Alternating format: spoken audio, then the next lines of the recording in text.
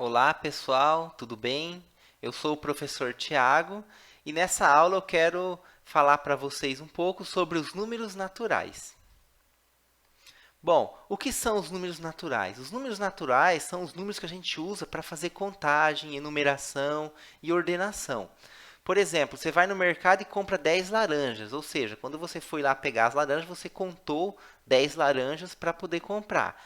Ah, enumerar, por exemplo, a gente enumera quantos anos de vida a gente faz, a gente enumera os nossos anos de vida. Por exemplo, meu amigo tem 18 anos, então você enumera a idade.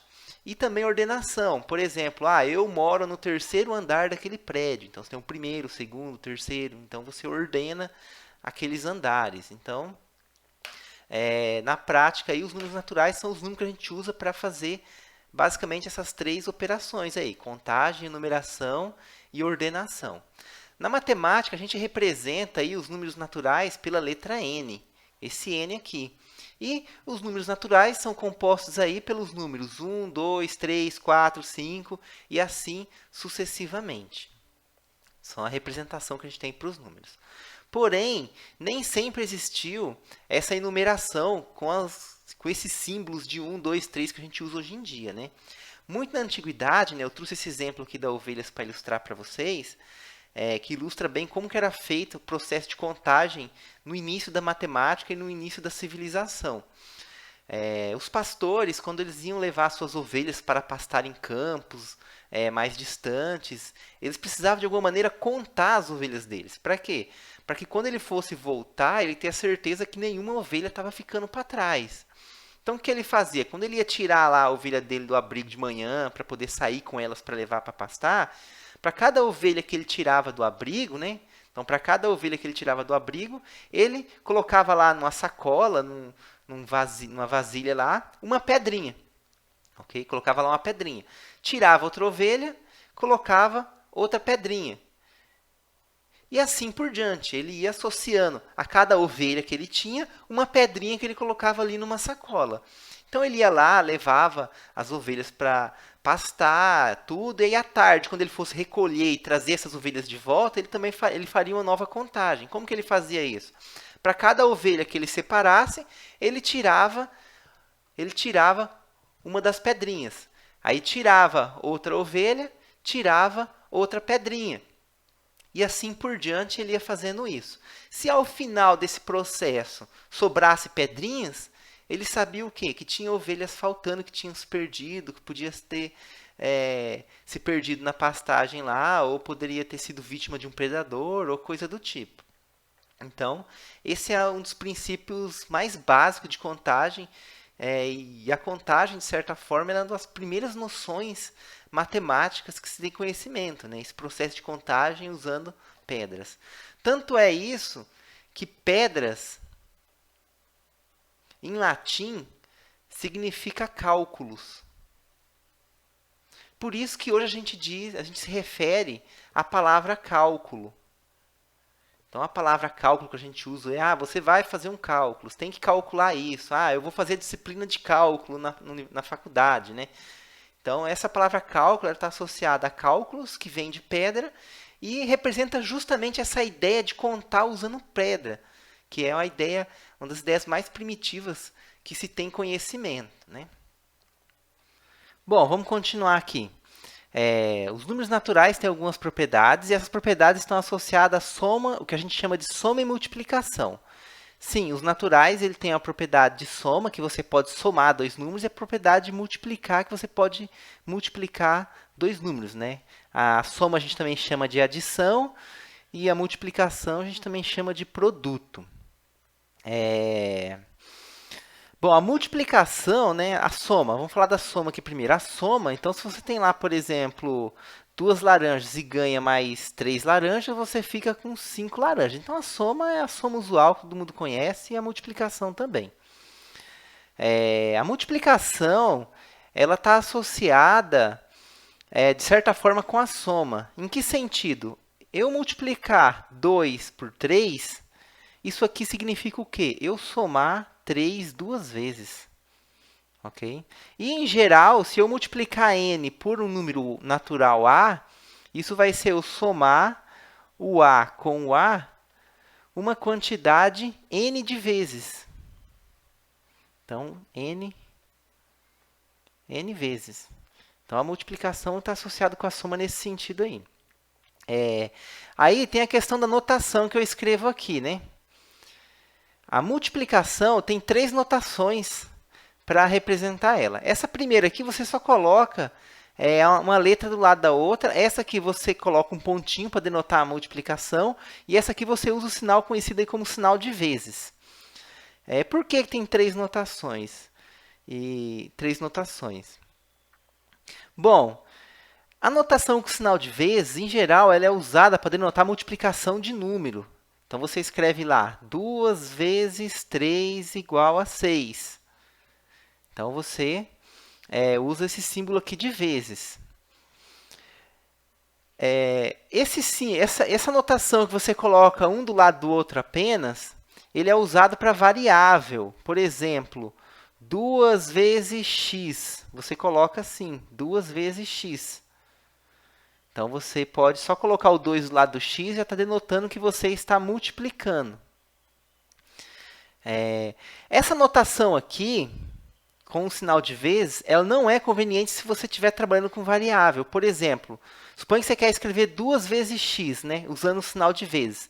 Ficaria 2 vezes x. Está vendo que fica confuso vezes com x? Então, ela não é uma notação muito legal para você usar. Já a notação que você coloca apenas o número do lado de uma letra ou uma letra do lado da outra para denotar a multiplicação, essa notação não é muito conveniente quando você está trabalhando com um número. Por exemplo, se você for fazer 2 vezes 3 com essa notação aqui, você colocaria o 2 do lado do 3. Só que aí você não sabe se você está representando 2 vezes 3 ou se isso aqui é o número 23. Ou seja, a notação de colocar um do lado do outro para multiplicação, ela em geral é usada só para variável. Então, você tem esses dois contextos. Por isso que tem essas duas notações diferentes para multiplicação. Ah, professor, mas e a notação com o pontinho, né? Que nem eu fiz aqui, 2 vezes 3. Bom, essa notação aqui é uma tentativa de você ter uma notação única. Tanto para representar a multiplicação no caso de variáveis, quanto para representar a multiplicação no caso de números. Então, só que você tem que tomar um certo cuidado, né? Por quê? Quando você escreve esse 2 vezes 3 aqui, por exemplo, você vai fazer 2 vezes o 100. Você tem que tomar cuidado. Por quê? Esse vezes, na verdade, é um pontinho um pouco mais alto. Você tem que tomar cuidado para não confundir com a notação do milhar. Por exemplo, que a gente usa o pontinho para denotar 2100. Ok? Então, isso aqui é o 2100, isso aqui é 2 vezes 100. Então, 2 vezes 100 aqui vai dar 200 e aqui é o 2100. Então, uma coisa não tem nada a ver com a outra. Então, mesmo essa notação aqui, ela meio que resolvendo essa questão aqui de usar o vezes ou colocar apenas um número do lado de uma variável, ela ainda assim, embora você possa usar para os dois, tem essa limitação aqui. Isso tem que tomar cuidado aqui para não confundir os pontinhos aqui. Ok? Bom, então vamos falar da propriedade que a gente está comentando aqui em si, né? A primeira propriedade ali, a gente chama ela de comutativa, e ela vale tanto para a soma quanto para a multiplicação. O que significa? A mais B igual a B mais A. Significa que não importa a ordem que você soma, o resultado é igual. Por exemplo, a gente viu ali que 2 mais 3 é igual a 5. E a gente sabe também o quê? Que 3 mais 2 também é 5. Então, é uma propriedade meio que direta, simples aí, que a gente usa o tempo todo, mas é uma propriedade aí que tem dos números naturais, a gente precisa mencionar ela, né? Que não importa a ordem que você soma, dá o mesmo resultado. E o mesmo vale com o produto, né? Com a multiplicação. Se eu multiplicar 3 por 10, isso aqui dá 30. E se eu multiplicar 10 por 3, isso também dá 30. Então, não importa, isso aqui são exemplos, né, que ilustram que não importa a ordem que você multiplica, o resultado dá o mesmo, né? A gente costuma falar que a ordem dos fatores não altera o resultado do produto, né? Também essa propriedade comutativa da multiplicação é referida, às vezes, dessa maneira aí. Bom, vamos para a segunda propriedade aqui, que é a associativa. que quer dizer essa propriedade aqui? Bom, antes de eu explicar essa propriedade aqui, preciso explicar uma coisa para vocês. Quando você tem uma expressão, por exemplo, igual essa do lado esquerdo aqui, do 2i, veja que eu tenho soma aqui, mas eu tenho parêntese. Sempre você vai resolver o que está entre parênteses primeiro. O parêntese ele tem prioridade na operação. Então, você tem lá uma expressão matemática com várias operações, você sempre vai resolver o que está entre parênteses primeiro. Não importa que se está entre parênteses é soma, multiplicação, divisão, sempre resolve o que está entre parênteses primeiro. Que nem aqui, ó, no item 3i aqui. Depois eu vou falar dessa propriedade aqui, mas só para ilustrar. Aqui você tem o A que multiplica B mais C. Primeiro você vai somar o B com o C e só depois você vai multiplicar. E se for uma expressão igual do lado direito aqui, ó, o que você faz primeiro? Se não tiver parênteses, aí sim você resolve primeiro o que multiplica e só depois você vai somar. Então, a ordem de prioridade é primeiro o que está entre parênteses, depois multiplicação ou divisão, e depois que você vai fazer somas e subtrações. Então, o parênteses ele tem prioridade. Primeiro você resolve o que está entre parênteses. Mesmo que tenha uma soma, primeiro é o que está entre parênteses. Depois a multiplicação e depois soma e subtração. Okay? Bom, dito isso, então, o que diz a propriedade associativa para a gente? Né? Se você somar o A com B, pegar o resultado e depois somar com C, isso dá o mesmo valor que você primeiro somar o B com C, pegar o resultado e só depois somar com A. Então, ó, fazer um exemplo aqui, só para ilustrar isso aqui, né? Se você estiver somando lá 3 mais 1 mais 2. Então, você faz o que primeiro? O que está entre parênteses. 3 mais 2 dá 5. 5 mais 2 é igual a 7. Então, depois vai fazer o que está aqui do lado direito, que isso seria o que no nosso exemplo aqui, né? Seria o 3 mais o 2 mais 2. Então, primeiro você soma o que está entre parênteses, né? Então, vai ficar aqui, repete o 3. 2 mais 2 dá 4. 3 mais 4 dá 7. Ou seja, esse exemplo ilustra essa propriedade e você tem aqui e aqui o mesmo resultado. O mesmo acontece na multiplicação. Na multiplicação, né? Você multiplicar o A por B, pegar a resposta e multiplicar por C é a mesma coisa que primeiro multiplicar o B por C, pegar a resposta e depois multiplicar por A. Por exemplo, se você multiplicar aqui 2 vezes 3 e depois multiplicar isso aqui por 5, isso aqui é o quê? 2 vezes 3, primeiro opera dentro do parênteses, 2 vezes 3 dá 6, 6 vezes 5 dá 30. Isso é a mesma coisa que você multiplicar primeiro o 3 pelo 5 e depois multiplicar o resultado por 2. Então, repete o 2 aqui. 3 vezes 5 dá 15. 2 vezes 15 dá 30. Então, esse exemplo ilustra essa propriedade que na matemática a gente chama de associativa. Então, essas propriedades elas são propriedades fundamentais dos números naturais. E a gente vai ver que ela tem um monte de consequências na matemática. Até, às vezes, coisas que são técnicas, por exemplo, uma regra de sinal, uma coisa assim que parece que é uma coisa superficial, na verdade, é uma consequência de propriedades muito simples e intuitivas, que é como essa que a gente está vendo aqui. Bom, por fim, a propriedade 3i, a gente chama ela de propriedade distributiva, que ela diz o quê? Lembrando que primeiro você sempre opera dentro do parênteses. Ela diz o quê? Que se você somar o B com C e depois multiplicar o resultado por A, isso dá a mesma resposta que você multiplicar o A por B, o A por C e depois somar o resultado. Ou seja, primeiro você multiplica o A pelo B, depois você multiplica o A pelo C, pega ambos os resultados e soma. Essa propriedade também ela pode ser vista de trás para frente. Em que sentido? Se eu tiver o A vezes B somando com o A vezes C, ou seja, o mesmo A que multiplica ambos os termos, eu posso fazer o que a gente chama de pôr em evidência ou tirar em evidência o valor A, que é o que está aqui do lado esquerdo. Então, essa propriedade distributiva ela pode ser tanto usada para você desenvolver uma expressão, que é passar do lado esquerdo para o direito, ou para você simplificar uma expressão, colocar em evidência do lado esquerdo para o lado direito. Essas duas operações, ela é feita com muita, mas muita frequência mesmo na matemática. Todas as contas que você vai fazer, você acaba usando essa propriedade aqui. Então, ela é muito importante. Bom, um exemplo aqui para ilustrar ela, né? Um exemplo aqui para ilustrar essa propriedade. Se você tiver, por exemplo, 2 que multiplica 3 mais 1. Então, se você operar primeiro que está entre parênteses, você vai ter o quê? 2 vezes 3 mais 1 é 4. 2 vezes 4 é 8. Agora, ao invés de eu fazer essa operação aqui, que seria o equivalente ao que está do lado esquerdo aqui em 3i, vamos distribuir, né? Então, quando eu distribuir isso aqui, vai acontecer o quê? 2 vezes 3 mais 2 vezes 1. Vamos ver quanto que dá isso aqui? 2 vezes 3 dá 6.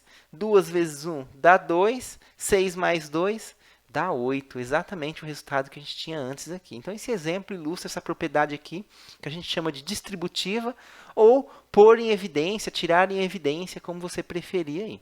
É uma propriedade aí dos números naturais também. Bom, vamos continuar aqui.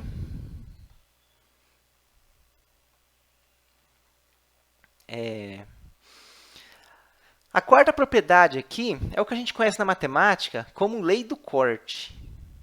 Lei do corte. O que isso significa? Se você tem uma igualdade já, suponha que você já tem essa igualdade aqui.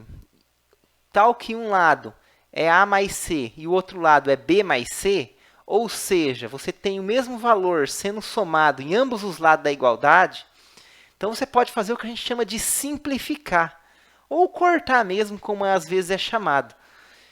E falar o quê? Então, uma igualdade desse tipo sempre implica para você o quê? Que o A é igual a B. Okay? Aqui nos naturais, a gente não falou de subtração ainda, mas a gente vai ver quando a gente falar de subtração, números negativos, que, na verdade, uma igualdade ela sempre funciona como se fosse uma balança. Então, você sempre pode colocar ou tirar coisas dessa balança em ambos os lados, que isso não altera.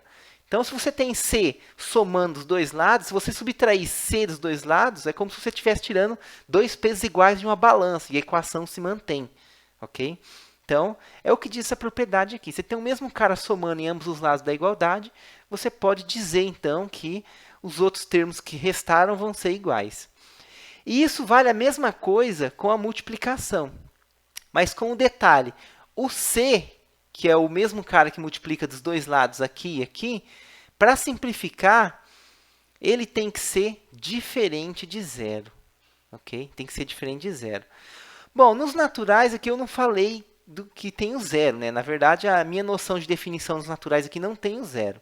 E a razão disso é uma razão histórica. Depois, no finalzinho ali, eu comento um pouco essa questão dos números naturais não ter o zero, não.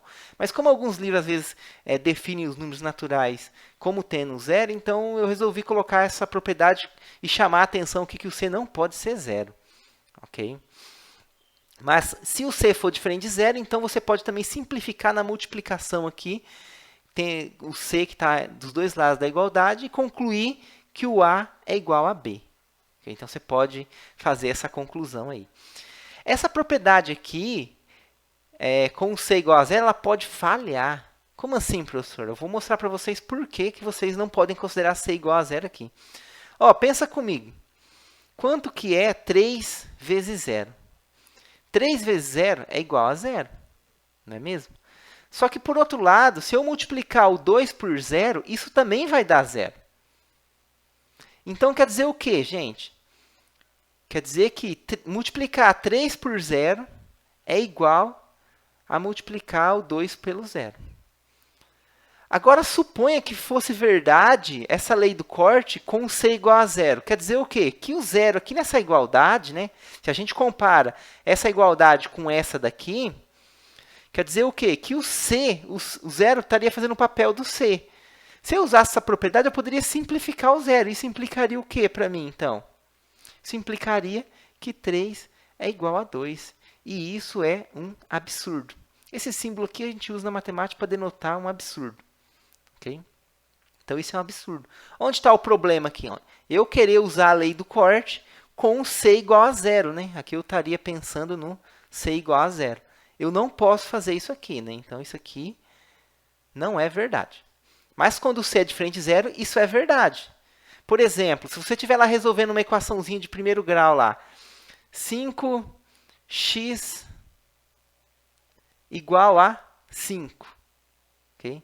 Isso aqui você pode reescrever de que forma? 5 que multiplica x igual a 5 que multiplica 1. Então, na lei do corte aqui, o seu C seria o quem?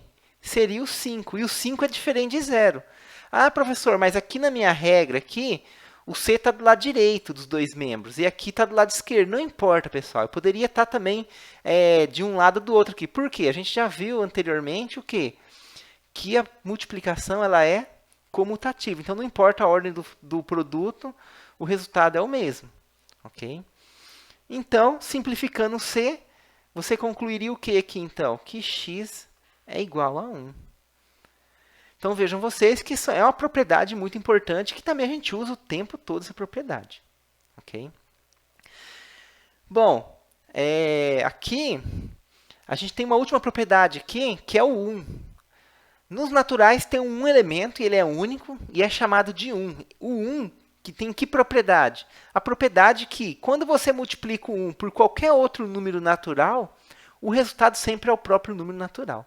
Isso na matemática a gente dá um nome para ele, a gente chama ele de elemento neutro da multiplicação. Quando eu for falar dos inteiros depois, que eu vou falar de soma, subtração, eu vou falar do zero, né? A gente vai ver que quando você soma, você tem o zero, que é o cara que você soma e não altera o resultado. Então, o zero a gente vai chamar de elemento neutro da soma. Mas como eu não estou considerando os naturais com zero, a gente vai comentar do zero no outro vídeo depois.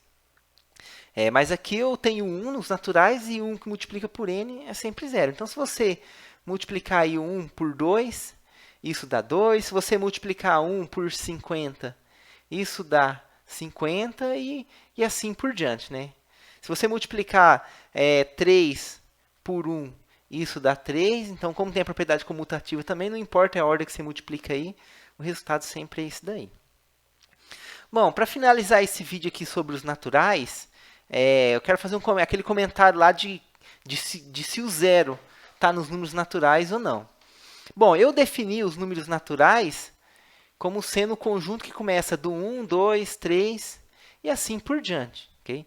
Então, se eu quiser me referir ao zero, se eu quiser pensar num conjunto que também tenha o zero, além do 1, 2, 3, então a gente costuma denotar com um zerinho aqui embaixo. Aí eu colocaria o 0, o 1, o 2, o 3 e assim por diante. Contudo, pessoal, tenho que chamar a atenção para vocês o seguinte. Muitos autores, eles consideram os naturais já incluindo o zero, tá? 2, 3 e assim por diante. E aí, quando eles querem os naturais sem o zero, que você em muitos contextos precisa dos naturais sem o zero, aí eles costumam colocar um asterisco aqui em cima, ó. 1, 2, 3 e assim por diante, para tirar o zero. Então, aí fica uma questão de notação. Bom, por que eu prefiro usar a notação dos números naturais aqui com 1? Do ponto de vista matemático, da construção, se você for estudar, se tiver curiosidade, quiser estudar a fundo essas propriedades, elas não são obtidas do nada. Você consegue, de certa forma, construir elas matematicamente. Ok? E quando você constrói essas propriedades matematicamente, aí os números naturais que aparecem, eles são sem o 1. E não apenas da formalização matemática, né? Se você for olhar na história da matemática, como que surgiu os números todos, eles também começaram do 1. Por exemplo, naquele exemplo das pedrinhas lá, né? Você não tinha alguma coisa para representar o zero ali. Uma pedrinha era unidade, duas pedrinhas duas unidades e assim por diante. Até nos números romanos, se você pensar os números romanos, não tem o zero. Então, o zero na história da matemática ele apareceu bem depois. Ele não foi uma coisa que surgiu logo no início. Então, por essas duas questões aí, tanto da formalização matemática quanto da história da matemática, eu prefiro usar os naturais desse jeito aqui. E se em algum contexto eu precisar do zero, eu coloco o zero. Que é a mesma coisa, quem escreve aqui não está errado, tá, pessoal? É uma maneira diferente de você abordar. E aí, quando ele precisa de alguma outra maneira ele não ter o zero nos naturais, aí ele escreve dessa maneira com o asterisco aqui. Então, na prática, não tem muita influência isso, tá? Tudo depende ali mais do contexto que você vai estar usando, que você vai usar, como você quer escrever as coisas. Mas os dois jeitos tá certo, não está errado, tá, pessoal? Então, o que eu queria falar nessa aula era basicamente isso, né, sobre os números naturais. E na próxima aula a gente vai falar dos números inteiros, falar do zero, da subtração e outras propriedades. Então, até uma próxima oportunidade, pessoal.